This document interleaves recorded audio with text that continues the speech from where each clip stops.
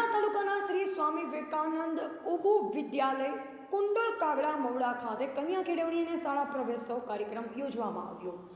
શાળા પ્રવેશોત્સવ કાર્યક્રમ યોજવામાં આવ્યો, જેમાં આરોગ્ય અધિકારી શ્રી ડૉક્ટર વિમલભાઈ ખરાડી ઉપસ્થિત રહ્યા. કાર્યક્રમની શરૂઆત દીપ પ્રાગટ્ય અને પ્રાર્થના દ્વારા કરવામાં આવી. ત્યારબાદ મહેમાનોનું પુસ્તક દ્વારા સ્વાગત કરવામાં આવ્યું. ધોરણ 9માં પ્રવેશ મેળવનાર વિદ્યાર્થી ભાઈ અને બહેનોને શૈક્ષણિક કીટ આપી શાળા પ્રવેશ કરાવવામાં આવ્યો. શાળાના આચાર્ય શ્રી કમલેશભાઈ પટેલે શાળાની સિદ્ધિઓ અને વિદ્યાર્થીઓના હિતમાં શાળા દ્વારા થતા કાર્યોની છણાવટ કરી. ધોરણ 9 અને 10માં પ્રથમ 3 નંબર પ્રાપ્ત કરનાર વિદ્યાર્થીઓને ઇનામ આપી બિરદાવવામાં આવ્યા. સીઆરસી વિનોદભાઈ નીનામાએ પણ શિક્ષણ અંગેની ચર્ચા કરી.